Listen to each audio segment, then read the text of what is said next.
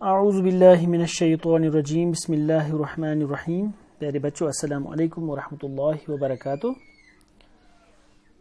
आज हम class 7th के लिए चैप्टर 11th में से ट्रांसपोर्टेशन इन प्लांट्स पढ़ेंगे। इससे पहले हमने एनिमल्स की बात की है कि एनिमल्स में ट्रांसपोर्टेशन किस तरह से होती है। तो आज हम प्लांट्स के बारे में ही बात करेंगे, क्योंकि जो ग्रीन प्लांट्स होते हैं वो उनकी लाइफ होती है, वो जिंदा होते हैं। उनको कार्बन डाइऑक्साइड, उनको वाटर, सनलाइट, मिनरल्स या बाकी चीज़ों की ज़रूरत पड़ती है जिंदा रहने के लिए। और ये कार्बन डाइऑक्साइड, वाटर, सनलाइट और ये मिनरल्स जो होते हैं, इनको एक जगह से दूसरी जगह तक पहुंचाना होता है। जिस तरह से हमने एनिमल्स की बात की, उनमें किस तरह से इन चीज़ों को, जो एक एनिमल को ज़रूरत होती है ज़िंदा रहने के लिए, लाइक ऑक्सीजन, या इसी तरह से जो फूड बनता है उनकी बॉडी में रेस्पिरेशन के दौरान,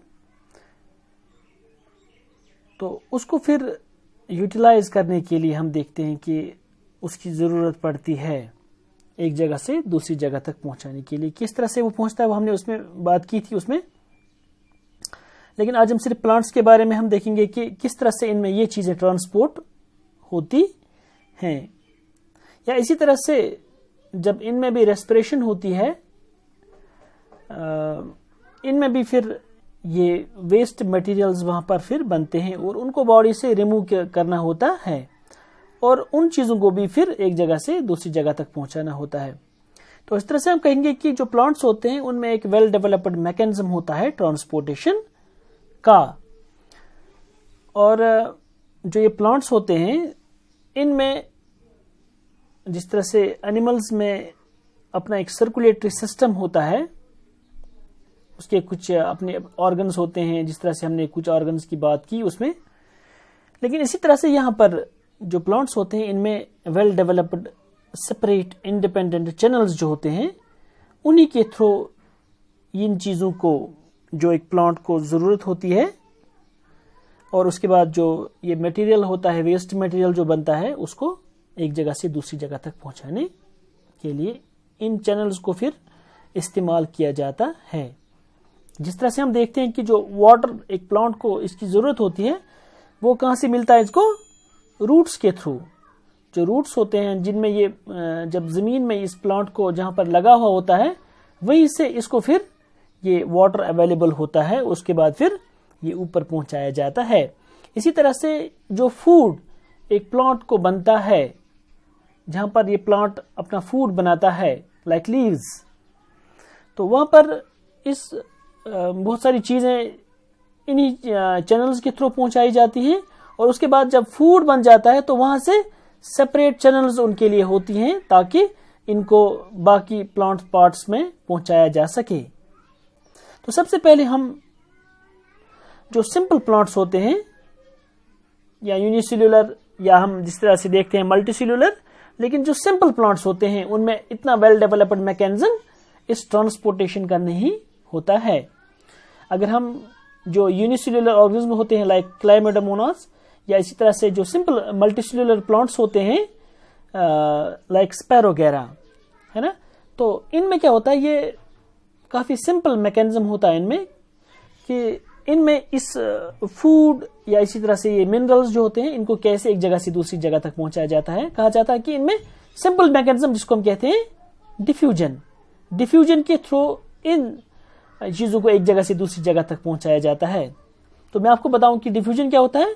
ये होता है इन्हीं पार्टिकल्स, जिन पार्टिकल्स की ज़रूरत होती है या जो पार्टिकल्स वहां से निकलते हैं, एक मतलब मैं कहूँगा कि इनकी मूवमेंट, जहां पर इनकी कंसंट्रेशन ज्यादा हो, वहां से इनकी मूवमेंट कहां की तरफ? उस रीजन की तरफ जहां पर इनकी कंसंट्रेशन काफी कम हो। और उसके बाद फिर तब तक इनकी मूवमेंट कंटिन्यूसली चलती रहती है, जब तक ना ये दोनों साइड्स में एक दूसरे के बराबर आ जाएं। तो मैं आपको कहूंगा यहाँ पे डिफ्यूजन को जब हम डिफाइन करेंगे, the movement of particles from a higher concentration to a lower concentration until they are spread out evenly। तो ये डेफिनेशन है डिफ्यूजन की, कि डिफ्यूजन किस तरह से होता है इनमें। तो अगर मैं आपको सिंपल, यहाँ पर आपकी बुक में भी एक सिंपल एग्जांपल दी गई है कि हम किस तरह से इसको समझ सकते हैं। वो ये है कि जब हम किसी प्लांट की, या जब हम कहीं से कोई चीज, सपोज किचन में कोई चीज पक रहा होता है, और उसके बाद हम देखते हैं कि कहीं और बैठे हुए होते हैं और वहां तक ये स्मेल पहुंच जाती है।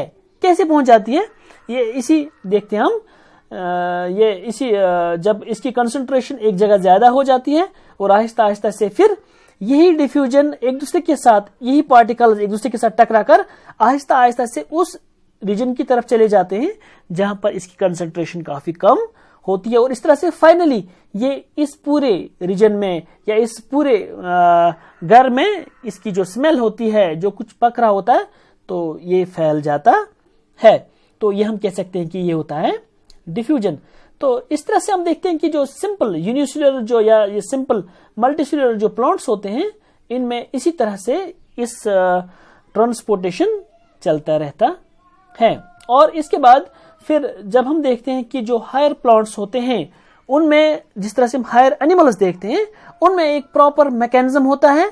इसी तरह से इन ट्रांसपोर्ट जब हम देखते हैं इन हायर प्लांट्स में, इनमें भी एक वेल डेवलप्ड मैकेनिज्म होता है। इनमें अलग से टिश्यूज होते हैं इसके लिए, और उन टिश्यूज के अपने जो, जब हम उनको, वो किस चीज के बने हुए होते हैं, फिर उन्हीं के थ्रू उनको ट्रांसपोर्ट किया जाता है एक जगह से दूसरी जगह तक।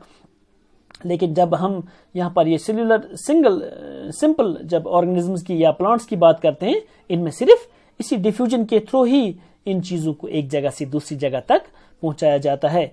तो आज हमने सिर्फ जस्ट यूनिसेल्युलर और सिंपल मल्टीसेल्युलर प्लांट्स की बात की। तो इंशाल्लाह हम कल इन हायर प्लांट्स की बात करेंगे कि इनमें किस तरह से इनका कंडक्शन होता है, क्योंकि ये थोड़ा सा हम इसको हम अच्छी तरह से कल एलॉबरेट करेंगे कि किस तरह से वाटर मिनरल्स या फूड जो होता है, इनको एक जगह से दूसरी जगह तक कैसे ट्रांसपोर्ट किया जाता है।